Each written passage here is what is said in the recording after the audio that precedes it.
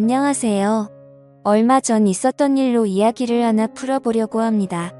저는 친구와 자주 볼링을 치는데요. 볼링을 칠 때마다 항상 내기를 합니다. 진 사람이 게임비도 내고 술도 한 잔 사주는 그런 거예요. 제가 게임에서 져서 술을 사는데 괜히 돈도 아깝고 그래서 간단하게 마시고 빨리 들어가려고 했거든요. 근데 그날따라 좀 기분이 좋아서 많이 마셨는지 마신 후 헤어지려던 찰나에 갑자기 친구가 제 옷깃을 붙잡으며 자기 집에서 2차나 하자고 하는군요.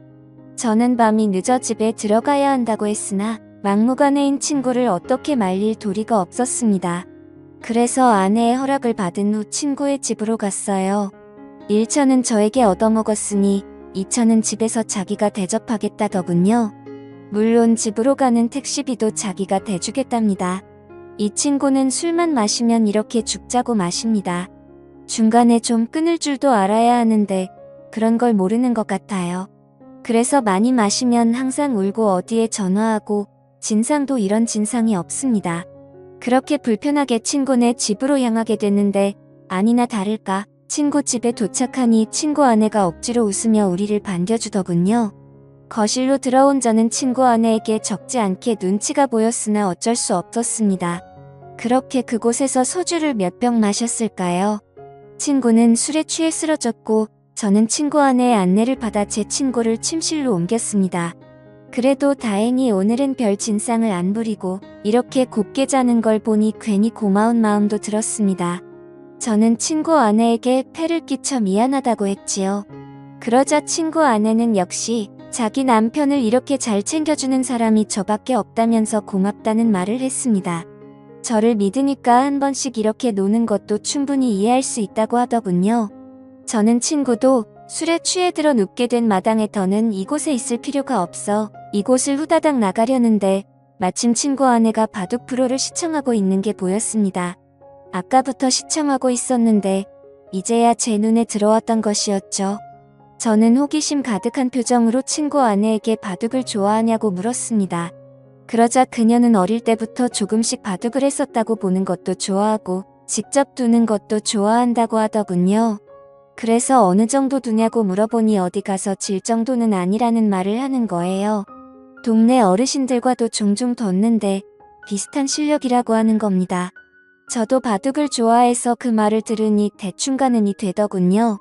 그녀가 엄청난 실력자라는 것을요. 한 번은 제가 어릴 때 한창 바둑 기사가 되겠다며 학원을 다니다가 자신감이 차올라서 탑골공원 쪽 어르신들에게 도전을 해본 적이 있습니다. 지금 생각해보면 참 아찔한 도전인데 당시에는 이 정도는 해도 될 줄 알았어요. 근데 그 공원에 시간이 남아 돌아서 서성이는 것 같은 그 어르신들이 사실은 엄청난 바둑 실력자들이더라고요. 그 뒤로 부끄러워서 어디 가서 바둑 둔다는 말을 잘 안 하는데 그녀의 말은 정말이지 저를 궁금하게 만들었습니다. 그리고 보통 나이 들어서도 바둑을 하는 사람은 대부분 남자입니다. 여자 바둑 기사가 참 없기도 하고 일반인 중에서는 더더욱 없더라고요. 그래서 호기심이 많이 생겨서 다음에 기회 되면 바둑 한번 두자고 말을 했는데 그녀는 갑자기 지금 한번 하는 게 어떠냐는 제안을 하더라고요. 저는 이 늦은 밤에 민폐라고 생각해서 여기를 1초라도 빨리 나가려고 했던 찰나인데 지금 바둑을 두자는 친구 아내의 제안을 얼떨결에 받아들이게 되고 그렇게 게임을 시작하게 됐습니다. 저와 친구 아내는 바둑판을 서로 마주보고 앉아 척도를 바둑판에 찍었습니다. 바둑판 맞은편에 앉아있는 그녀는 그다지 눈빛이 매섭지 않았습니다. 흡사 바둑 경험이 6개월 정도 되어 보이는 그런 초보자처럼 보였습니다. 눈빛만 봐도 상대방이 고수인지 하수인지 어느 정도 감이 오지 않습니까? 하지만 제가 봤을 때 그녀는 하수의 눈빛을 가지고 있었어요. 그래서 저는 괜히 그녀를 도발한다고 내기 바둑을 두자고 했습니다. 그러자 그녀는 한쾌히 내기 바둑을 승낙했고 아무래도 친구의 아내이다 보니까 돈 내기를 하는 것은 좀 예의가 아닌 것 같아서 그냥 가볍게 소원 들어주기를 했습니다. 그렇게 저와 친구 아내는 바둑을 두는데 술을 들면 들수록 감탄이 나왔습니다. 저에게 싸움을 거는 것처럼 보였고 한 수 물러나고 방어를 하는 것처럼 보였으나 매섭게 공격을 하면서 들어오는 그녀의 스타일이 너무나도 매력적이었습니다. 아주 유연하고 다채로운 수를 두더군요. 저는 그때 느꼈습니다. 이 정도 실력자면 동네 어르신들과 한 번쯤 자웅을 겨뤄볼 만한 사람이라는 것으로 확실히 초반에는 제가 많이 불리했습니다. 그녀의 눈빛에 방심을 많이 하기도 했고 술도 많이 먹어서 집중이 잘 안 됐거든요. 그러나 그녀의 공격을 몇 번 맞다 보니 술이 확 깨버렸습니다. 초반에 불리한 전세는 조금씩 역전을 하는 듯이 보였습니다. 학창시절 바둑부회 학원까지 다녔다는 장점을 내세워 후반으로 갈수록 친구 아내를 거칠게 밀어붙였습니다. 아마도 그날 바둑을 둔 게 최근 10년간 제가 가장 많이 집중을 한 시간이었던 것 같아요. 그만큼 저도 상대방의 실력에 맞춰서 진심을 다해서 뒀습니다. 위 지역은 확실히 제가 불리했으나 아래 지역을 다 먹게 되면서 제가 이기는 방향으로 게임이 흘러갔지요.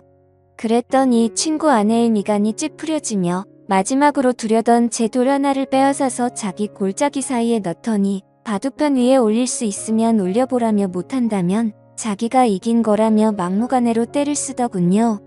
하는 짓이 어찌나 귀엽던지 제 투박한 손은 아무렇지 않게 깊숙한 골짜기에 빠진 바둑돌을 집어들었으나 그녀의 소원이 뭔지 궁금했던 저는 깔끔하게 패배를 인정했습니다. 돌을 던져버린 채 손을 떼며 도저히 못 찾겠다면서 제가 졌으니 소원을 말해보라고 했습니다. 그녀는 민망하다며 얼굴을 붉히다가 제 얼굴을 보지도 못하더니 자꾸만 자신을 뚫어지게 쳐다보는 제 눈빛에 수줍어하는 표정으로 이렇게 말하더군요. 그녀의 소원은 좀 뜬금없었습니다.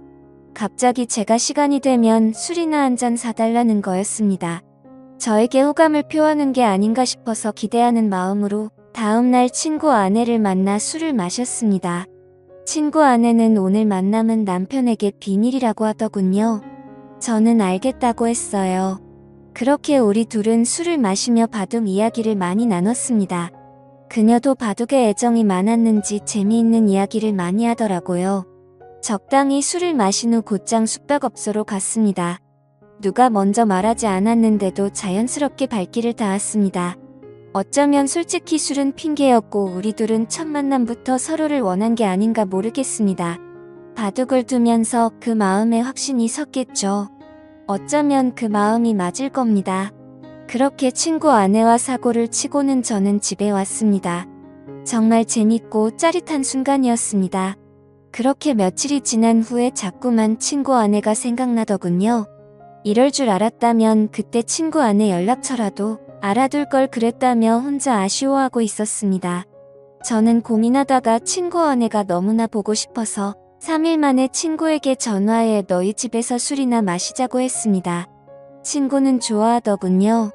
어쨌건 저는 친구와 친구 집에서 술을 마시며 중간에 합석한 친구 아내와 셋이서 재밌게 놀았습니다. 그러자 친구 아내가 그러더군요.